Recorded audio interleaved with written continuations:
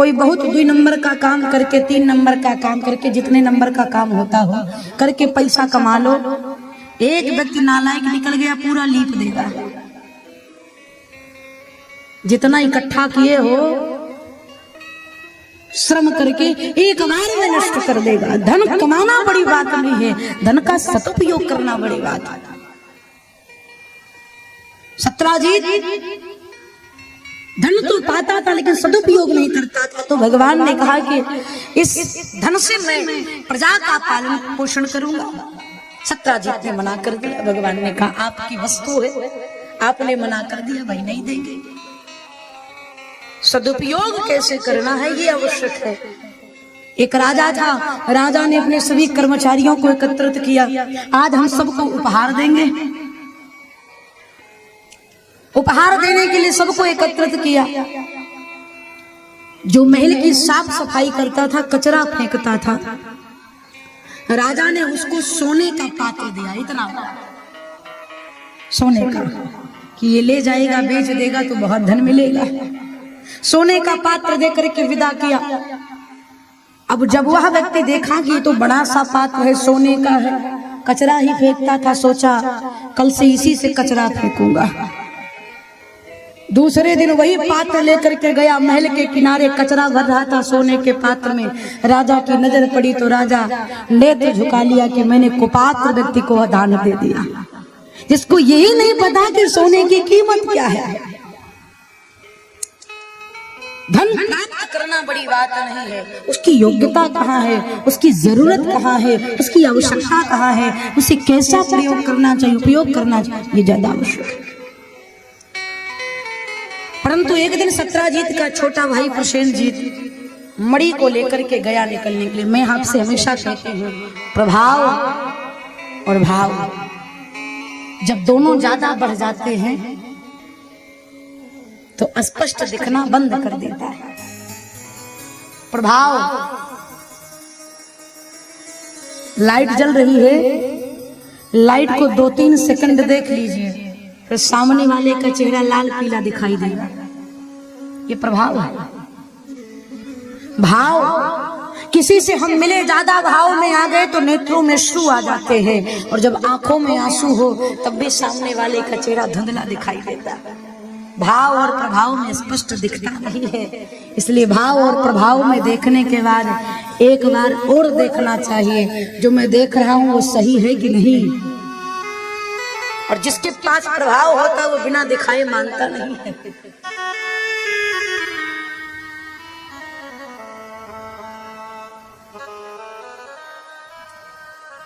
प्रसेनजीत मणि को लेकर के निकला, शेर के साथ उसका युद्ध हुआ, सिंह के हाथ उसकी मृत्यु हुई।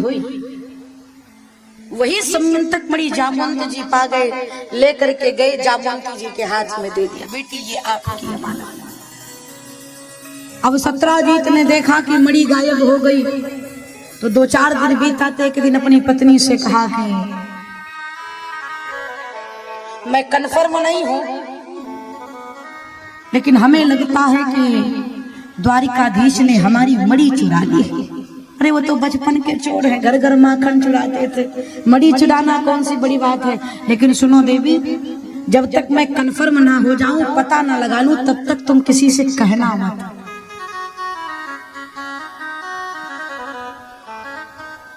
ये सबसे बड़ी बात है।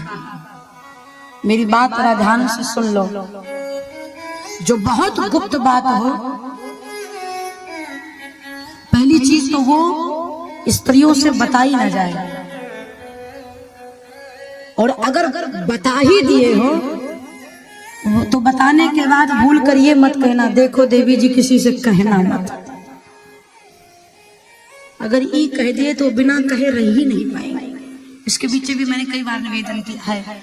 धर्मराज युधिष्ठिर के शब्द थे मैया कुंती के लिए, आज के बाद कोई भी बात स्त्री अपने पेट में नहीं रख पाएगी। कर्ण के समय के बाद सत्राजीत ने पत्नी से कहा, धीरे धीरे बात पूरी द्वारिका में फैल गई।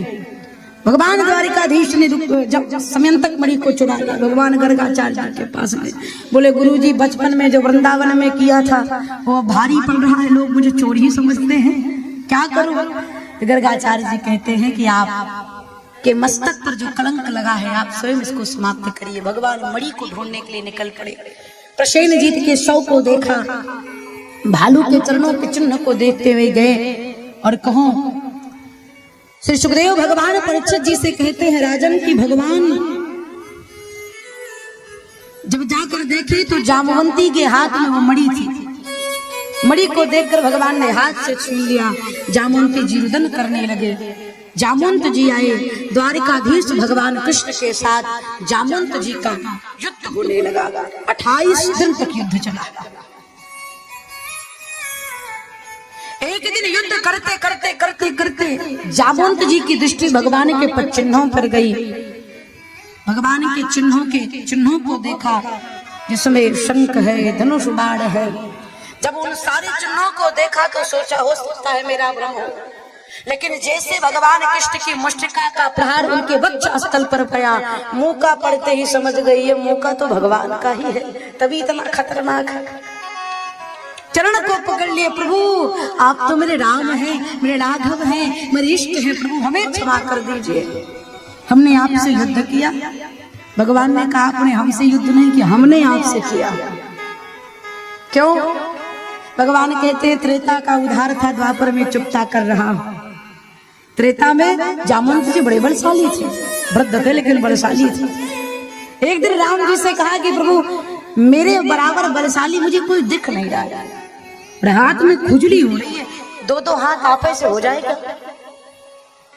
राम जी ने कहा देखो भैया इस बार मैं मर्यादित हूँ, मैं भक्त के साथ युद्ध नहीं करूंगा, लेकिन जब द्वापर में कृष्ण बन करके आऊंगा तब आपकी मनोकामना जरूर पूरा करूंगा। और आज द्वारिकाधीश कृष्ण ने भगवान जामवंत जी के साथ युद्ध किए। युद्ध के बाद भगवान से कहा कहिए भगवान कैसे आना हुआ? तो जामवंत जी कहते हैं, भगवान कहते हैं भैया ये जो आपकी पुत्री के हाथ में मणि है ये दूसरे की है, इसी को लेने आया हूं। तो जामवंत जी कहते हैं प्रभु हमारे यहाँ की रीत है, एक बार जो वस्तु बेटी को दे दी जाती है फिर उसे ली नहीं जाती। जो दान में दे दिए बिटिया को फिर उसे दोबारा लिया नहीं जाता। एक बार किया गया दान दूसरी बार नहीं किया जाता। और दान करोगे एक बार जो दे दिए हो फिर उसी को लेकर दूसरी बार दान करोगे तो राजा नृग की तरह हाल होगी। गिरगिट हो गए थे वो बेचारे। एक गाय को 2 ब्राह्मणों को दान दे दिया था। पहले वाले ब्राह्मण को जो दिए थे उनके यहाँ से गौशाला में फिर आ गए, दूसरे ब्राह्मण को दान दे दिया। दोनों ब्राह्मण टकरा गए, बोले मेरी गाय है, बोले मेरी गाय है, दोनों लेकर पहुंचे। राजा नृग से कहा कि किसकी गाय है? आपने मुझे दिया था, बोले हाँ। उन्होंने कहा मुझे दिया था, बोले हाँ। हाँ हाँ कर रहे थे, सर हिला रहे थे। ब्राह्मणों ने श्राप दे दिया, गिरगिट हो गया। जामवंत जी ने कहा भगवान अगर आपको मणि चाहिए तो उससे पहले मेरी पुत्री का वर्ण करो। भगवान ने सोचा कि अगर इस चोरी के कलंक को हटाना है तो विवाह कर लूंगा, कोई दिक्कत नहीं। भगवान जामवंती जी से विवाह किया। अब वो जामवंती जी कुरूपवान, भगवान ने सोचा इनको स्वरूपवान कैसा बनाऊं, कौन से ब्यूटी पार्लर में ले जाऊं, कहां जाकर के इनका सौंदर्यीकरण करवाऊं। लेकिन भगवान भी तो लीला पुरुषोत्तम, लीलाधारी। भगवान ने जामवंती जी को साड़ी सुंदर पहनाया, घूंघट करवाया, सर से लेकर के पैर के नाखून तक ढक दिया और कहा देवी जी जब तक मैं तुम्हें कहूं नहीं घूंघट मत उठाना। मैया ने कहा ठीक। द्वारिका पहुंचे, मैया रुक्मिणी आरती की थाली लेकर के निकली। जामवंती जी लंबा घूंघट करे, भगवान स्वागत है आपका, बहन जरा घूंघट उठाओ। मैया रुक्मिणी ने सोचा देखो तो सही कितनी सुंदर है। मैया रुक्मिणी ने कहा बहन घूंघट उठाओ। जामवंती जी बोलती उससे पहले भगवान ने कहा ना बड़ी सुंदर है, कहीं नजर लग गई तो बिल्कुल घूंघट नहीं उठाना। मैया रुक्मिणी ने कहा इतनी सुंदर है तो प्रभु मेरा भी वचन है जितनी भी सुंदर हो लेकिन बिल्कुल मेरी जैसी ही दिखेगी। इनका स्वरूप मेरी भांति ही होगा। मैया रुक्मिणी का ये शब्द जामवंती जी के लिए आशीर्वाद बन गया। मैया रुक्मिणी की बात बिल्कुल जामवंती जी दिखने लगी। मैया ने घूंघट उठाया, भीतर लेकर के गए। मणि लौटाने के लिए सत्राजीत के पास गए। सत्राजीत लज्जित हो गया, भगवान से क्षमा मांगा। भगवान ने कहा हमने क्षमा किया। सत्राजीत ने कहा कि प्रभु अगर आप मुझे क्षमा किए हैं तभी मैं मानूंगा, जब आप मेरी पुत्री सत्यभामा के साथ विवाह करेंगे। भगवान ने कहा अच्छी मुसीबत है, जहां मैं किसी काम से सब विवाह का टेंडर लिए बैठे सीधा पकड़ा दे रहे। सत्राजीत ने कहा प्रभु अगर आपने मुझे क्षमा किया तो आपको मेरी पुत्री से विवाह करना पड़ेगा। भगवान ने भाव पूर्ण करने के लिए सत्यभामा से विवाह किया। दहेज में वही मणि लेकर के आई सत्यभामा। एक दिन भगवान भ्रमण कर रहे थे समुद्र के तट पर।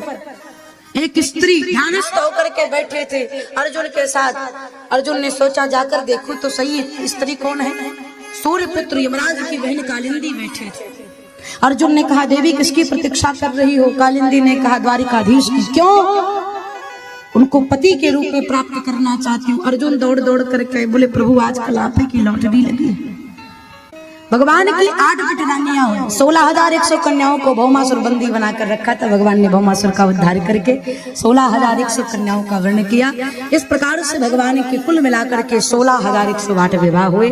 वेद के 3 कांड हैं, ज्ञान कांड, कर्म कांड, उपासना कांड। ज्ञान कांड में 4,000 मंत्र हैं, कर्म कांड में 80,000 मंत्र हैं, उपासना कांड में 16,000 मंत्र हैं। उपासना कांड के 16,000 मंत्र भगवान की पत्नियां हैं, 100 प्रकार के उपनिषद, 8 प्रकार की प्रकृति, 16,108 ये भगवान की धर्म पत्नियां हैं। साक्षात वेद के मंत्र, वेद की ऋचाएं। बड़े बड़े संत महात्मा यमलात्मा विमलात्मा तब करके जो भगवान को प्राप्त करना चाहते थे वो सब भगवान की पत्नियां बनी। एक भाव आता है कि जनकपुर में जब राम जी दुल्हा बन करके गए तो पूरी मिथिला की स्त्रियां राम के स्वरूप को देखकर मोहित हो गई। भगवान ने सबको आशीर्वाद दिया, द्वापर में आऊंगा सब लोग मेरी पत्नी बनना। सबको भगवान ने आशीर्वाद दिया।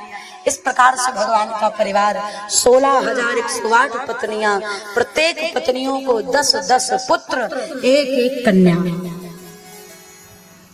अगर सोचो राशन कार्ड बन जावे तो असंभव है, नाम कहाँ लिखा जाएगा। 16,108 पत्नियां हैं, लेकिन सबसे ज्यादा क्रोध किसी को आता है, किसी को मान ज्यादा होता है तो सत्यभामा को। कहे भैया दहेज लेकर आई है। जो दहेज ज्यादा लेकर आती हैं वो घर में राम कथा नहीं महाभारत करती है।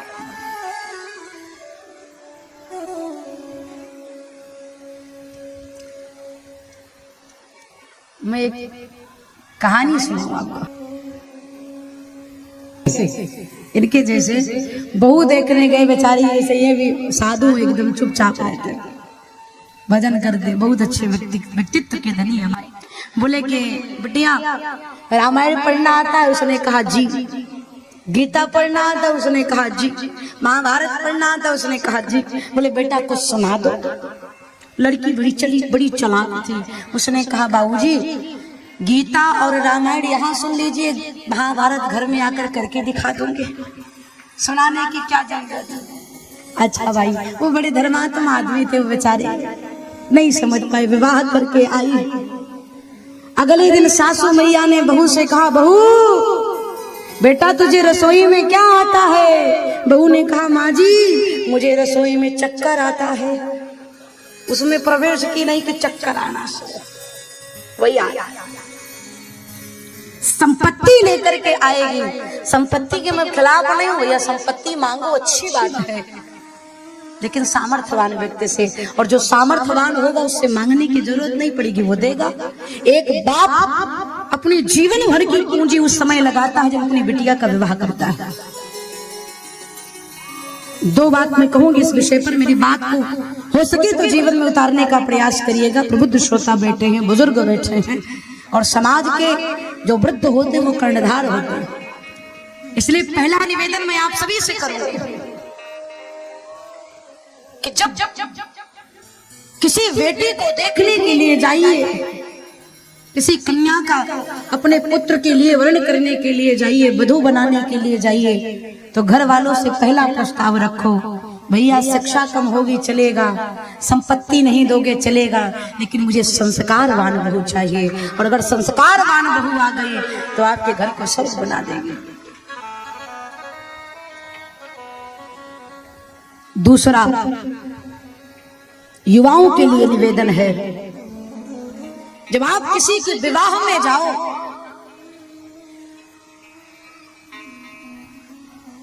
भोजन करने के लिए किसी बेटी के विवाह में जाओ, मन करे खाओ या ना खाओ, लेकिन बुराई एक पैसा का ना करो। लोग किसी की बेटी के विवाह में जाते लिफाफे में 100 रुपया धरेंगे, 1000 का भोजन करेंगे। पनीर में थोड़ा नमक कम था ना, मूर्ख, एक तो खाए ऊपर से बुराई भी किए। देने के लिए कहो तो 100 रुपया, कहने का आश्रय सिर्फ इतना है, इसलिए मैं कह रही हूँ कि निंदा मत करो, क्योंकि उस भोजन में एक पिता के संपूर्ण खून पसीने की जीवन भर की कमाई लगी है। कम से कम उसकी तो ध्यान रखते हुए उस जाओ तो जितना खाओ उससे अधिक दे करके आओ, और नहीं दे सकते तो खाओ लेकिन बुराई ना करो।